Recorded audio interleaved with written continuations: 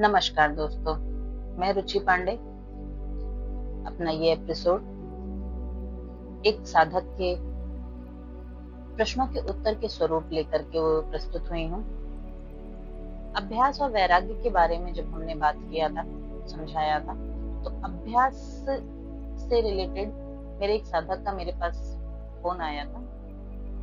तो उसने मुझसे ये पूछा कि मैम, अभ्यास के लिए जो है महर्षि पतंजलि जी ने, आपने बताया कि अभ्यास के बारे में चर्चा की है, तो कोई एक आसान सा तरीका मुझे बता दीजिए जिसे अपना करके मैं जिसका निरंतर अभ्यास में कर सकता हूँ।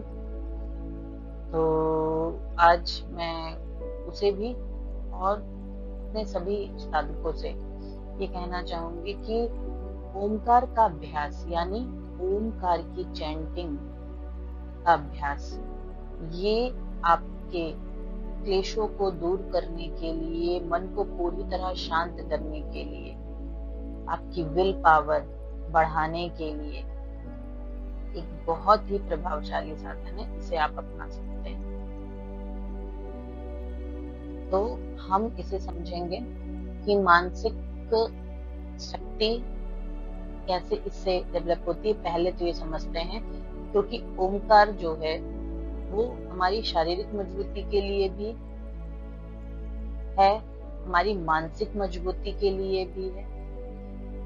और महर्षि पतंजलि जी ने जो, देखिए, हम शरीर के अभ्यास के लिए तो बहुत से आसन है, कई उपाय बताए जाते हैं, पर मानसिक जो हमारी विल पावर होती है उसके लिए ओम से अच्छा कोई भी उपाय नहीं है।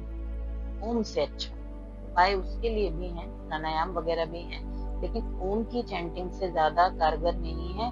बस शर्ते तरीका और टेक्निक सही होनी चाहिए, और उसी तरीके और उसी सही टेक्निक को बताने का काम मैं कर रही हूँ, यहाँ करूंगी। आप बस मुझसे जुड़े रहिए। देखिए, सबसे पहले तो हम ये समझते हैं कि ओमकार है क्या। महर्षि पतंजलि जी ने पहले तो ईश्वर की परिभाषा दी है। ईश्वर की परिभाषा देते समय वो क्या कहते हैं? क्लेश कर्म विपाकाशय परामिष्ट पुरुष विशेषः ईश्वरा, अर्थात जो मनुष्य क्लेश से मुक्त है, कर्म से मुक्त है, कर्म के फल यानी विपाक फल से मुक्त है, जब हम कर्म करते हैं तो हमारे उससे संस्कार बनते हैं, तो जो संस्कारों से भी मुक्त है, ऐसा जो विशेष पुरुष है वो ईश्वर है।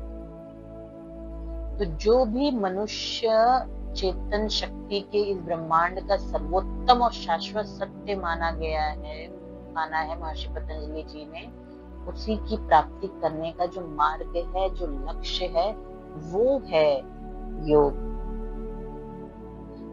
अब हम उसके बाद जब ईश्वर की परिभाषा महर्षि पतंजलि जी दे देते हैं, तो उन्होंने ईश्वर का एक वाचक शब्द बताया है। वो वाचक शब्द क्या है?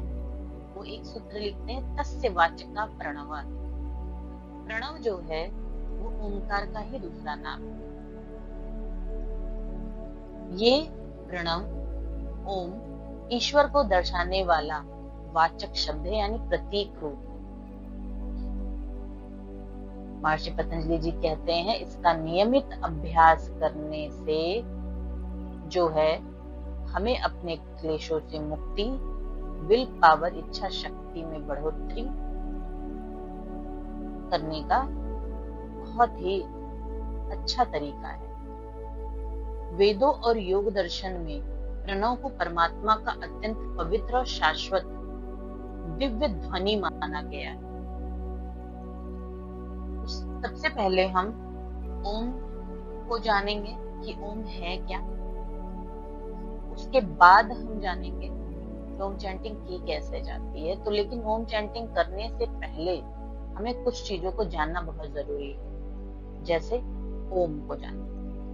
ओम हम हमेशा ऊ जैसा लिखा हुआ ओम को ही समझते हैं, लेकिन ओम 3 शब्दों का से मिलकर, उसमें 3 शब्द समाये हैं, आ, उ, मा। आ का मतलब होता है आकार, उ का मतलब होता है उकार और मा का मतलब होता है मकार। ओम जो है आपका पहला आ जो है वो आ है हमारा ब्रह्मा।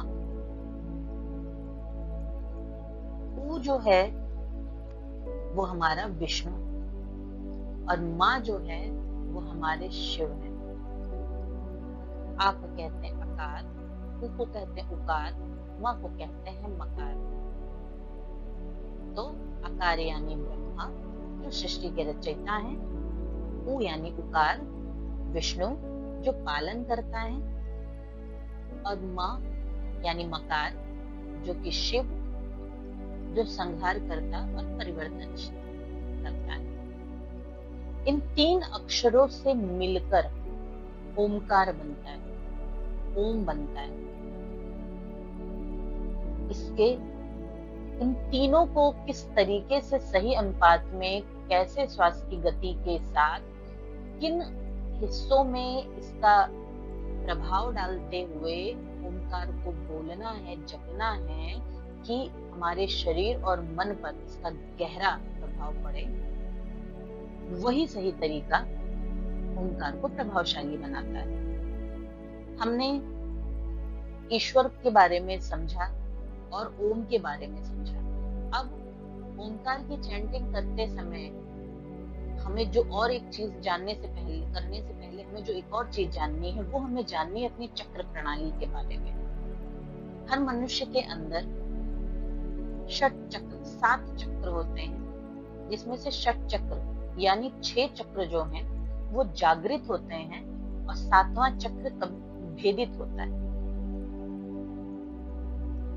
तो ओमकार के उच्चारण का उचित फल हम तभी प्राप्त कर सकते हैं जब शरीर के इन षट चक्रों की स्थिति को समझें, ताकि जब हम इसका प्रैक्टिकल अभ्यास करें तो हम उन चक्रों पर अपना ध्यान केंद्रित कर सकें।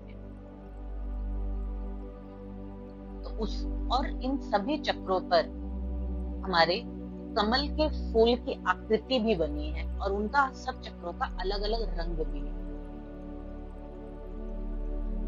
जब आप जमीन पर मैट पर पलथी मारकर सुखासन में, पद्मासन में, किसी भी आसन में बैठते हैं, ध्यानात्मक आसन में, तो आपका रीढ़ की हड्डी का जो निचला छोर जो जमीन से टच होता है, छुआता है, टेलबोन, वहां पर आपका मूलाधार चक्र होता है। उस मूलाधार चक्र पर 4 पंखुड़ियों का कमल चिन्हित है और उस चक्र का रंग जो है वो लाल कलर का होता है। उसी के ठीक 2 अंगुल ऊपर जहां आपका रिप्रोडक्टिव सिस्टम होता है, वहां पर आपका स्वादिष्ठान चक्र होता है, जिस पर 6 पंखुड़ियों के कमल की आकृति है और उस चक्र का रंग नारंगी कलर यानी ऑरेंज कलर का है। उसके ऊपर जहां नाभि होती है वहां पर मणिपुर चक्र होता है। मणिपुर चक्र जो है वो वहां पर आपके 10 पंखुड़ियों का कमल दल होता है और वो पीले रंग का होता है। उसके ऊपर जो आपका हृदय प्रदेश होता है, जहां आपका डायफ्राम होता है, पाचन तंत्र जहां होता है, नाभि जहां होती है, वहां पाचन तंत्र के पास मणिपुर है। और उसके ऊपर जहां आपका डायफ्राम होता है, आपका श्वसन तंत्र होता है, वहां पर अनाहत चक्र है। अनाहत चक्र हरे रंग का है और वहां पर 12 पंखुड़ियों के कमल दल की आकृति चिन्हित है। उसके ऊपर गले में जहां विशुद्धि ग्लैंड होती है, हमारी थायराइड ग्लैंड होती है, वहां पर हमारा विशुद्धि चक्र होता है। वहां पर 16 पंखुड़ियों वाला कमल का चिन्ह अंकित है और वह चक्र नीले रंग का होता है। ओमकार की जो हम ध्वनि करते हैं ना, तो हमारी जो वायु की गति होती है वो हमेशा ऊर्ध्व गति की तरफ होती है, यानी ऊपर की तरफ चलने वाली होती है। तो जब ऊपर की तरफ चलने वाली होती है ना, तो हम बैठ के जब वायु को खींचते हैं तो ओंकार की ध्वनि में इसी वायु को पर्टिकुलर उन्हीं चक्रों पर केंद्रित करना होता है, तब ओंकार का सही लाभ मिलता है। अब हम समझते हैं आगे। जब हम विशुद्धि चक्र से ऊपर की तरफ जाते हैं तो हमारे दोनों भावों के बीच में, दोनों आईब्रोज के बीच में आज्ञा चक्र होता है। वहां पर 2 पंखुड़ियों के कमल दल की चिन्हित है, एक काली और एक सफेद, जो कि शक्ति और शिव का प्रतीक है। जहां शिव की आज्ञा चक्र जहां होता है, वहां शिव की जो है उसे तीसरी आंख भी कहा जाता है, और वो शिव शक्ति है। काली पंखुड़ी शक्ति है, शिव जो है सफेद पंखुड़ी है। उसके ऊपर ये हो गए हमारे 6 चक्र: मूलाधार, स्वादिष्ठान, मणिपुर, अनाहत, विशुद्धि, आज्ञा। ये 6 चक्र जो होते हैं ये जागृत किए जाते हैं योग के माध्यम से।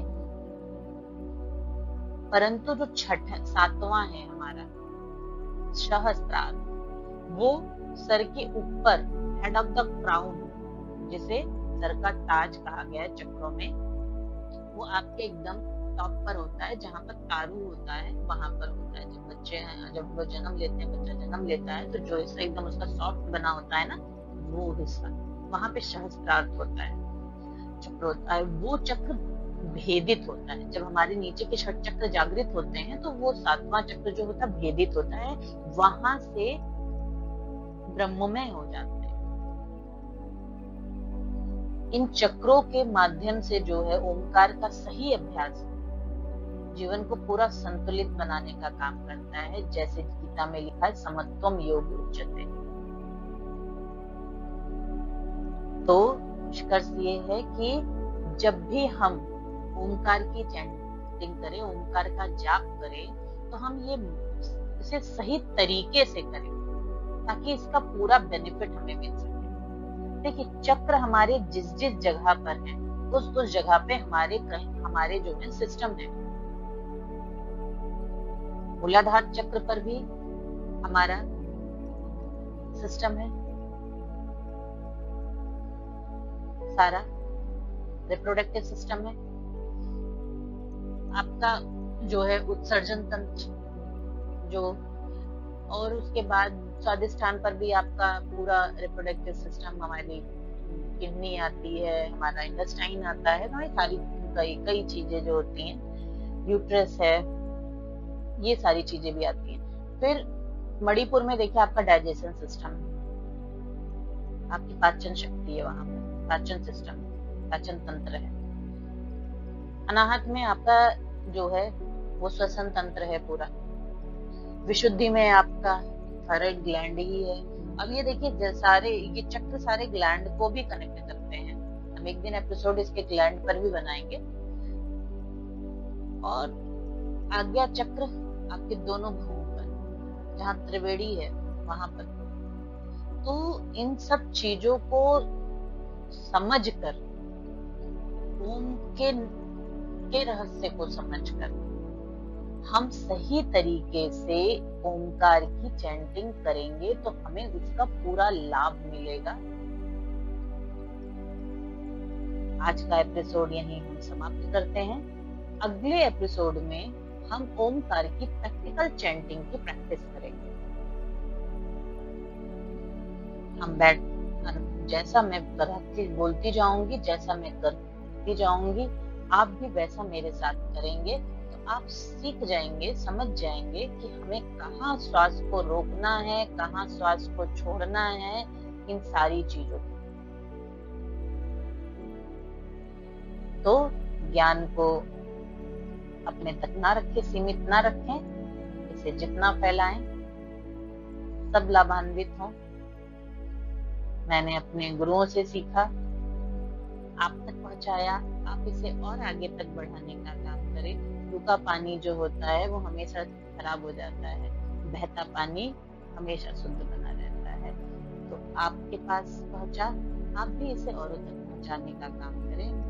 और ओंकार के प्रैक्टिकल सेशन के लिए मेरे साथ जुड़े रहें। और अगर यह मेरा प्रयास योग को समझाने का, योग मार्ग पर जो हमने एक नए तरीके से उसे देखने का प्रयास करने की किया है, अगर आपको अच्छा लग रहा हो, ये ज्ञानवर्धक लग रहा हो, तो प्लीज मेरे चैनल को लाइक करें, सब्सक्राइब करें और शेयर करें। YCB के जो सर्टिफिकेशन करना चाहते हैं, लेवल 1, 2, 3, लेवल 1 योगा प्रोटोकॉल का होता है और लेवल 2 योगा इंस्ट्रक्टर का होता है और लेवल 3 योगा टीचर का होता है। तो ये कक्षाएं भी मैं देती हूँ और इन्हें जो भी करना चाहते हैं वो प्लीज मुझे कमेंट बॉक्स में यस लिख करें और मैं उनसे संपर्क करूंगी। तो आज का एपिसोड यहीं समाप्त करते हैं। सभी स्वस्थ रहें, सभी खुश रहें, इसी कामना के साथ सभी को ओम। धन्यवाद। मिलते हैं अपने नेक्स्ट एपिसोड में ओमकार की सही टेक्निक के साथ प्रैक्टिकल करने।